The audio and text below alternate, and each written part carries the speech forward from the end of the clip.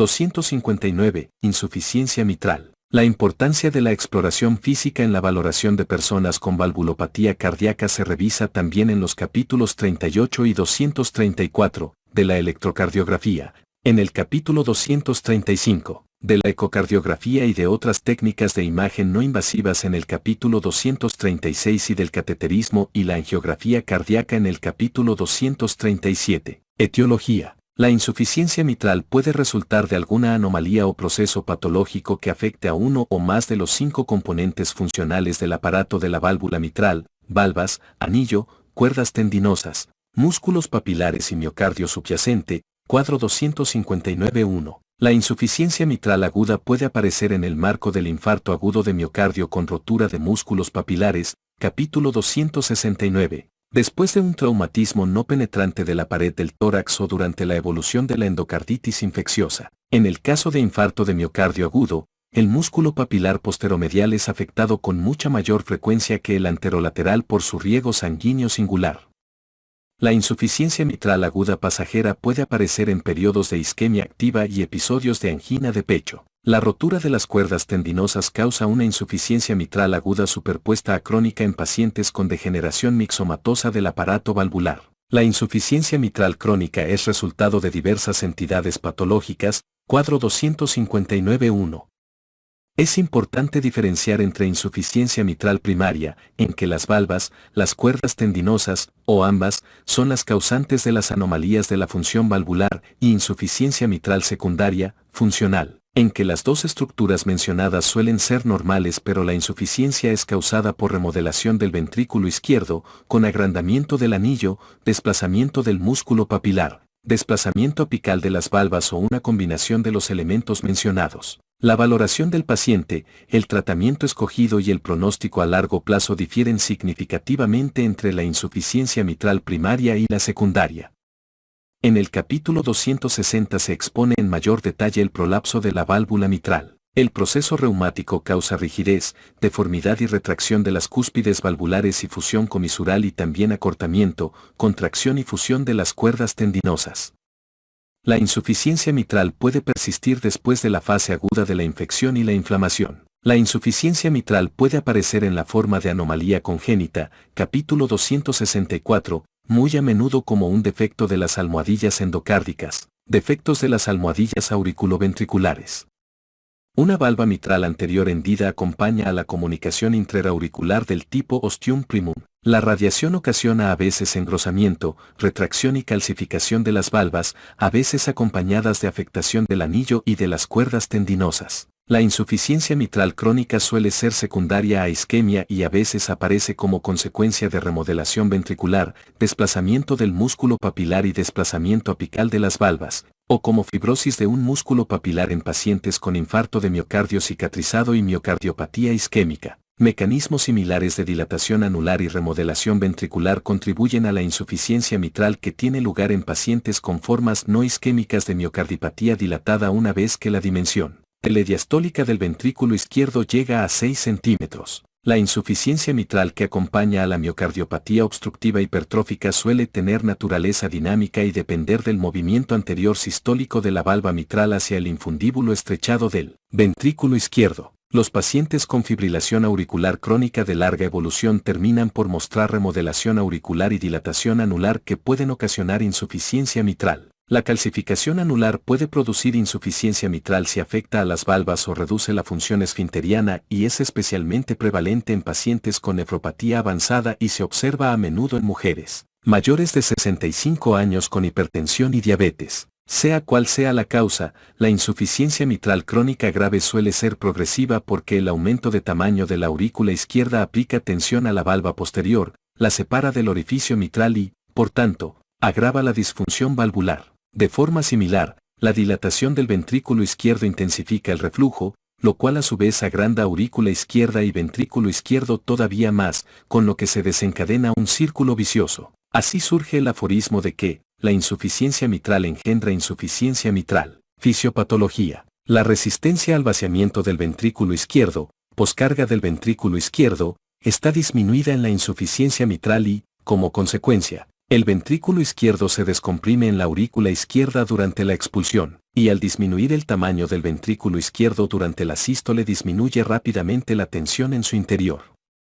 La compensación inicial de la insuficiencia mitral es el vaciamiento más completo del ventrículo izquierdo. Sin embargo, el volumen del ventrículo izquierdo aumenta progresivamente con el paso del tiempo a medida que se intensifica el reflujo y se deteriora la función contráctil del ventrículo izquierdo. Dicho incremento del volumen del ventrículo izquierdo suele acompañarse de disminución del gasto cardíaco anterógrado. A menudo aumenta la distensibilidad del ventrículo izquierdo y, en consecuencia, la presión diastólica de dicha cavidad no aumenta hasta etapas avanzadas de la evolución. El volumen del reflujo varía directamente con la presión sistólica del ventrículo izquierdo y el diámetro del orificio del reflujo. Este último factor, a su vez, depende del grado de dilatación del ventrículo izquierdo y del anillo mitral. Como la fracción de expulsión aumenta en casos de insuficiencia mitral grave en presencia de una función ventricular izquierda normal, una disminución de este parámetro, aunque sea pequeña, menos del 60%, refleja una disfunción contráctil significativa. Al principio de la diástole, conforme se vacía la aurícula izquierda distendida,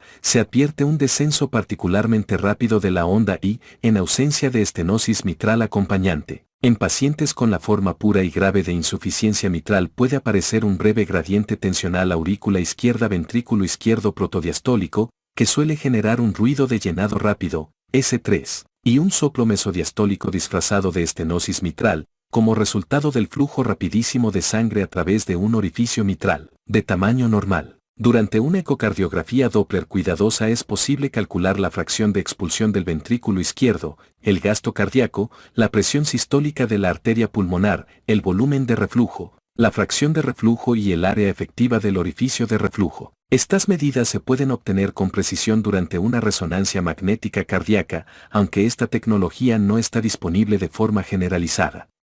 Con menor frecuencia se utiliza el cateterismo de las cavidades derechas e izquierdas con ventriculografía de contraste. La insuficiencia mitral crónica grave se define con un volumen de reflujo mayor o igual a 60 ml por latido, fracción de reflujo mayor o igual al 50% y un área eficaz del orificio de reflujo mayor o igual a 0.40 centímetros cuadrados. En pacientes con insuficiencia mitral secundaria, en quienes se puede subestimar la intensidad de la insuficiencia mitral, grados menores de reflujo conllevan un peso pronóstico relativamente mayor. Distensibilidad de la aurícula izquierda.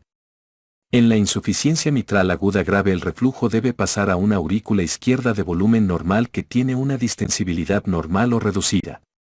Como consecuencia, las tensiones de la aurícula izquierda aumentan extraordinariamente con cualquier incremento de volumen en dicha cavidad.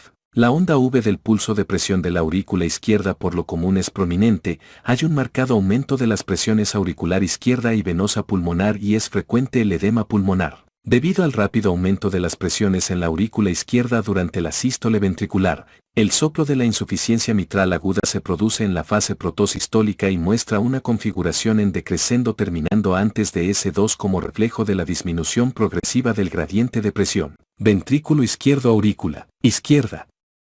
En la insuficiencia mitral aguda, la función sistólica del ventrículo izquierdo puede ser normal, hiperdinámica o reducida, según el contexto clínico. Por otra parte, las personas con insuficiencia mitral crónica grave terminan por mostrar un marcado aumento de tamaño de la aurícula izquierda y una mayor distensibilidad de dicha cavidad con escaso o nulo incremento de las presiones de la aurícula izquierda y de la vena pulmonar con cualquier incremento de volumen de la aurícula izquierda. La onda V de la aurícula izquierda es relativamente menos prominente. En general, el soplo de la insuficiencia mitral crónica es de cronología holosistólica y de configuración en meseta, como un reflejo del gradiente de presión ventrículo izquierdo aurícula izquierda casi constante. Estos pacientes suelen referir fatiga intensa y agotamiento secundarios a una disminución del gasto cardíaco anterógrado, en tanto que son menos notables inicialmente los síntomas que son consecuencia de la congestión pulmonar. Casi siempre aparece fibrilación auricular una vez que la aurícula izquierda se dilata significativamente. Síntomas. Las personas con insuficiencia mitral crónica aislada, leve a moderada, por lo común están asintomáticas. Esta forma de sobrecarga de volumen del ventrículo izquierdo es bien tolerada. Los síntomas más notables en sujetos con insuficiencia mitral crónica grave son fatiga, disnea de esfuerzo y ortopnea. Las palpitaciones son frecuentes y pueden anunciar el comienzo de una fibrilación auricular. En pacientes con insuficiencia mitral que también tienen vasculopatía pulmonar e hipertensión pulmonar, se produce insuficiencia cardíaca derecha, con congestión hepática dolorosa, edemas maleolares, distensión de las venas del cuello, ascitis e insuficiencia tricuspidia secundaria.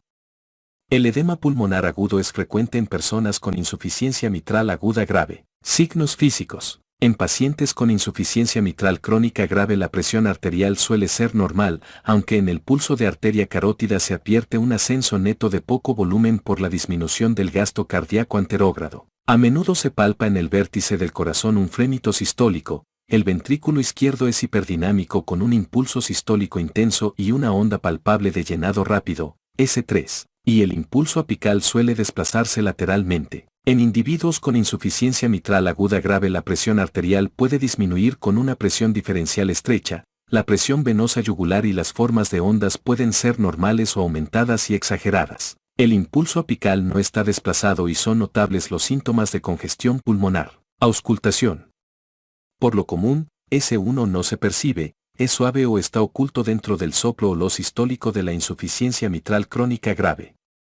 En pacientes con insuficiencia mitral grave la válvula aórtica se puede cerrar prematuramente, produciendo un desdoblamiento amplio pero fisiológico de S2. Se piensa que un S3 de tono bajo que surge 0,12 a 0,17 segundos después del ruido de cierre de la válvula aórtica, es decir, al terminar la fase de llenado rápido del ventrículo izquierdo, es producto de la tensión repentina de los músculos papilares, las cuerdas tendinosas y las valvas. Puede ir seguido de un soplo breve, rodante, mesodiastólico, incluso sin que haya estenosis mitral estructural.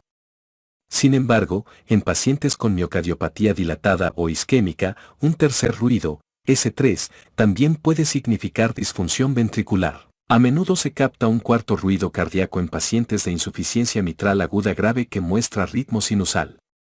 Por lo regular no se percibe un soplo presistólico en casos de insuficiencia mitral aislada. El hallazgo auscultatorio más característico de la insuficiencia mitral crónica grave es un soplo sistólico cuya intensidad mínima es de grado 3/6. Por lo común es solo sistólico, figura 234-5A, pero, como fue comentado en párrafos anteriores, muestra la característica de decrescendo y cesa en la fase mesosistólica o telesistólica en pacientes con insuficiencia mitral aguda grave. El soplo sistólico de la insuficiencia mitral crónica suele ser más intenso en el vértice y se irradia a la axila. Sin embargo, con rotura de cuerdas tendinosas o afectación primaria de la valva mitral posterior con prolapso o laxitud, el chorro de reflujo es excéntrico, dirigido hacia adelante y golpea la pared de la aurícula izquierda adyacente a la raíz aórtica. En esta situación, el soplo sistólico se transmite a la base del corazón y, por tanto, puede confundirse con el soplo de la estenosis aórtica. En individuos con rotura de cuerdas tendinosas el soplo sistólico puede tener una característica de sureo o chillido de gaviota, en tanto que la valva laxa produce un soplo con características musicales. El soplo sistólico de la insuficiencia mitral crónica no causada por prolapso de la válvula mitral se intensifica con el ejercicio isométrico, cerrar el puño, pero disminuye durante la fase de pujido de la maniobra de Valsalva por el decremento acompañante de la precarga del ventrículo izquierdo. Estudios de laboratorio. Electrocardiografía. En personas con ritmo sinusal hay signos de aumento de tamaño de la aurícula izquierda, pero también puede estar aumentado el tamaño de la aurícula derecha cuando la hipertensión pulmonar es importante y afecta a la función y al tamaño del ventrículo derecho. La insuficiencia mitral crónica grave suele acompañarse de fibrilación auricular. En muchos enfermos no hay signos electrocardiográficos netos de agrandamiento de uno u otro ventrículo, en tanto que en otros aparecen signos de hipertrofia excéntrica del ventrículo izquierdo. Ecocardiograma. La práctica de ecocardiografía transtorácica está indicada para identificar el mecanismo de la insuficiencia mitral y su gravedad hemodinámica. La función del ventrículo izquierdo se valora a partir de sus volúmenes telediastólico y telesistólico y de su fracción de eyección. Se pueden hacer observaciones sobre la estructura y la función de las valvas, la integridad de las cuerdas tendinosas, el tamaño de la aurícula y del ventrículo izquierdos, calcificación anular, así como sobre la función sistólica regional y global del ventrículo izquierdo. Por medio de imágenes Doppler debe conocerse la anchura o el área del flujo en color del chorro de reflujo de la insuficiencia mitral dentro de la aurícula izquierda, la duración e intensidad de la señal Doppler ondulatoria continua, el contorno del flujo venoso pulmonar. El pico temprano de la velocidad del flujo de entrada mitral y mediciones cuantitativas del volumen del reflujo, fracción de reflujo y el área efectiva del orificio de reflujo. Además, es posible estimar las presiones de la arteria pulmonar a partir de la velocidad del chorro de reflujo de la insuficiencia tricuspidea. La ecocardiografía transtorácica también está indicada para vigilar la evolución de las personas con insuficiencia mitral crónica y para valorar rápidamente cualquier cambio clínico. La ecocardiografía transesofágica permite un detalle anatómico mayor que la ecocardiografía transtorácica, figura 236.5. Las pruebas de esfuerzo con ecocardiografía transtorácica son útiles para valorar la capacidad de ejercicio y también cualquier cambio dinámico de la intensidad de la insuficiencia mitral. Las tensiones sistólicas de la arteria pulmonar y la función biventricular en pacientes en que hay discrepancia entre los signos clínicos y los resultados de otros estudios no invasivos. Radiografía de tórax. La aurícula y el ventrículo izquierdo son las cavidades dominantes en la insuficiencia mitral crónica. En una fase avanzada de la enfermedad puede haber una auriculomegalia izquierda masiva que forma el borde derecho de la silueta cardíaca. A veces se observa congestión venosa pulmonar, edema intersticial y líneas B de Kerley. En personas con insuficiencia mitral y estenosis mitral reumáticas combinadas de vieja fecha comúnmente se identifica una notable calcificación de las valvas mitrales. A veces se visualiza la calcificación del anillo mitral, particularmente en la proyección lateral. Las personas con insuficiencia mitral aguda grave pueden tener edema pulmonar asimétrico si el chorro de reflujo se dirige predominantemente al orificio de una vena del lóbulo superior del pulmón. Tratamiento: insuficiencia mitral. Tratamiento médico, figura 259.1. El tratamiento de la insuficiencia mitral crónica grave depende en alguna medida de su causa.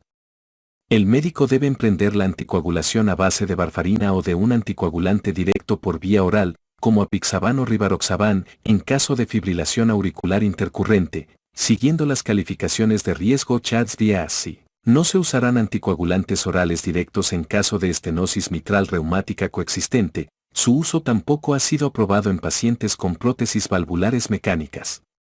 Habrá que considerar la posibilidad de cardioversión con arreglo al contexto clínico, la cronicidad de la fibrilación auricular y el tamaño de la aurícula izquierda. A diferencia de la situación aguda, no se cuenta con estudios prospectivos y de gran tamaño a largo plazo que justifiquen el uso de vasodilatadores en el tratamiento de la insuficiencia mitral crónica grave aislada con conservación de la función sistólica del ventrículo izquierdo en ausencia de hipertensión sistémica. La gravedad de la insuficiencia mitral en el marco de una miocardiopatía dilatada o isquémica puede disminuir con un tratamiento enérgico de la insuficiencia cardíaca, siguiendo las directrices, que incluye el uso de diuréticos, antagonistas beta, inhibidores de la enzima convertidora de angiotensina, digitálicos y estimulación biventricular, tratamiento de resincronización cardíaca, si por lo demás está indicada. El uso profiláctico de antibióticos para prevenir la endocarditis infecciosa está indicado en pacientes con insuficiencia mitral y antecedentes de endocarditis infecciosa. Los pacientes asintomáticos que tienen insuficiencia mitral grave y ritmo sinusal con volumen y función sistólica del ventrículo izquierdo normales deben evitar las formas isométricas de ejercicio. Los individuos con insuficiencia mitral aguda grave necesitan estabilización urgente y preparación para ser operados. En pacientes con rotura de músculo papilar después de infarto de miocardio u otras formas de insuficiencia mitral aguda grave, puede ser necesario el uso de diuréticos, vasodilatadores intravenosos, en particular nitroprusiato sódico, e incluso apoyo mecánico. Tratamiento quirúrgico. En la selección para tratamiento quirúrgico de pacientes con insuficiencia mitral crónica grave primaria se debe sopesar la naturaleza lentamente progresiva del trastorno y los riesgos inmediatos y a largo plazo que conlleva la operación. Dichos riesgos son significativamente menores en caso de reparación valvular primaria que en el de sustitución valvular, cuadro 259.2. La reparación suele consistir en la reconstrucción de la válvula por medio de diversas técnicas de valvuloplastía y la inserción de un anillo de anuloplastía. Con la reparación el paciente queda libre de las consecuencias adversas a largo plazo de la sustitución valvular que incluyen complicaciones trombóticas y hemorrágicas en caso de prótesis mecánicas e insuficiencia valvular tardía que obliga a repetir la sustitución de la válvula en el caso de bioprótesis. Además, al conservar la integridad de los músculos papilares, el aparato subvalvular y las cuerdas tendinosas, La reparación y la valvuloplastía mitral conservan la función del ventrículo izquierdo en grado relativamente mayor que la sustitución valvular. La cirugía en caso de insuficiencia mitral primaria crónica grave está indicada una vez que aparecen los síntomas, en particular si es factible la reparación valvular, figura 259.1. El tratamiento quirúrgico también se debe recomendar a personas asintomáticas con una disfunción del ventrículo izquierdo que se caracterice por una fracción de eyección menor al 60%, o una dimensión telesistólica del ventrículo izquierdo mayor de 40 milímetros. Otras indicaciones para considerar desde fecha temprana la reparación de la válvula mitral en pacientes asintomáticos incluyen 1. Fibrilación auricular de inicio reciente, duración menor de 3 meses. 2. Hipertensión pulmonar, definida como presión sistólica de la presión arterial mayor de 50 milímetros de mercurio en reposo o mayor de 60 milímetros de mercurio durante el ejercicio. Y 3. Una disminución progresiva de la fracción de eyección del ventrículo izquierdo o un incremento de la dimensión telesistólica del ventrículo izquierdo en los estudios seriados de imagen. Estas recomendaciones enérgicas de la cirugía se plantean a causa de las consecuencias adversas que a largo plazo tiene que esperar a que disminuya todavía más la función del ventrículo izquierdo y también ante los resultados extraordinarios que se obtienen con la reparación de la válvula mitral realizada por cirujanos especializados en centros que atienden a un gran volumen de enfermos. En consecuencia, la reparación de la insuficiencia mitral mixomatosa, como el prolapso o las valvas flácidas, en personas menores de 75 años con función sistólica normal del ventrículo izquierdo y sin coronariopatía la practican cirujanos expertos con un riesgo de mortalidad perioperatoria menor al 1%. Sin embargo, el riesgo de ictus también es de cerca de 1%. La reparación es factible hasta en el 95% de pacientes con enfermedad mixomatosa operados por un cirujano experto, con un gran volumen de enfermos, en un centro de excelencia de tercer nivel. Las técnicas de reparación incluyen la transferencia de cuerdas tendinosas, la creación de neocuerdas, la ablación limitada de valvas y la colocación de una banda de anuloplastía. La durabilidad a largo plazo es excelente. La incidencia de reintervención por fracaso de la reparación primaria se acerca a 1% al año en los primeros 10 años después de la operación. En el caso de pacientes con fibrilación auricular, a menudo se practica cirugía del laberinto izquierdo o biauricular, o aislamiento por radiofrecuencia de las venas pulmonares para disminuir el riesgo de recidiva postoperatoria de la fibrilación auricular. El tratamiento quirúrgico de los pacientes con insuficiencia mitral secundaria es más complicado. En pacientes con insuficiencia mitral isquémica incluye muy a menudo la revascularización arterial coronaria simultánea. La práctica quirúrgica actual comprende la reparación por anuloplastía con un anillo rígido de menor tamaño o el reemplazo valvular con conservación de las cuerdas tendinosas en pacientes con insuficiencia mitral moderada o de mayor grado. La reparación valvular en caso de insuficiencia mitral isquémica se acompaña de menor mortalidad perioperatoria que la sustitución valvular, pero de tasas de recidiva de la insuficiencia mitral considerablemente mayores. En sujetos con insuficiencia mitral isquémica y alteración notable de la función sistólica del ventrículo izquierdo, fracción de eyección menor al 30%, el riesgo de la cirugía es mayor. La recuperación del estado funcional del ventrículo izquierdo es incompleta y la supervivencia a largo plazo se reduce. La remisión para tratamiento quirúrgico debe individualizarse y se realizará solo después de intentos enérgicos de mejorar los síntomas a base de tratamiento médico orientado por guías y tratamiento de resincronización cardíaca, cuando esté indicada. No se ha demostrado que la realización sistemática de la reparación valvular en personas con insuficiencia mitral secundaria importante debida a una miocardiopatía dilatada mejore la supervivencia a largo plazo en comparación con el tratamiento médico óptimo. A menudo, los pacientes con insuficiencia mitral aguda grave pueden ser estabilizados temporalmente con el tratamiento médico apropiado, pero será necesaria la corrección operatoria urgente en caso de rotura de músculo papilar y en el plazo de días o semanas en casi todas las demás situaciones. Cuando se prevé la realización del tratamiento quirúrgico, el cateterismo de las mitades izquierda y derecha del corazón y la ventriculografía izquierda pueden ser útiles para confirmar la presencia de insuficiencia mitral grave en pacientes en los que existe una discrepancia entre los hallazgos clínicos y los de la ecocardiografía transtorácica, que no pueden ser resueltos con ecocardiografía transesofágica o resonancia cardíaca. Por medio de angiografía coronaria se identifica a los pacientes que necesitan revascularización coronaria concomitante, reparación y sustitución transcatéter de aurícula izquierda válvula mitral. La vía de acceso transcatéter en el tratamiento de la insuficiencia mitral primaria o funcional es factible en pacientes escogidos con características anatómicas apropiadas.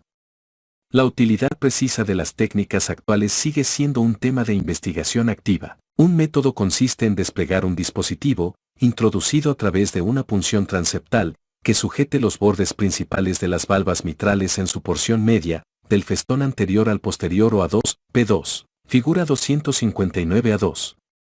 La longitud y la anchura del espacio entre estos bordes principales son los que rigen la elegibilidad del paciente. El dispositivo está disponible en el mercado, pero en Estados Unidos solamente para pacientes sintomáticos con riesgo quirúrgico alto o prohibitivo, con insuficiencia mitral primaria, mixomatosa, grave. Esta técnica está en fase de estudio en Estados Unidos para tratar personas con insuficiencia cardíaca sintomática, disminución de la fracción de expulsión del ventrículo izquierdo e insuficiencia mitral secundaria grave a pesar de realizar tratamiento médico siguiendo las directrices. Otros métodos consisten en desplegar un dispositivo dentro del seno coronario que se puede ajustar para disminuir la circunferencia del anillo mitral y el área efectiva del orificio de la válvula, de forma muy similar a un anillo implantado quirúrgicamente. Las variaciones de la relación anatómica del seno coronario con el anillo mitral y la arteria coronaria circunfleja han limitado la aplicabilidad de esta técnica. Están en fase de investigación intentos para disminuir la dimensión septolateral de un anillo dilatado mediante cordones ajustables colocados a través del ventrículo izquierdo en una ubicación subvalvular. También se estudia la elaboración de neocuerdas que van a las valvas mitrales,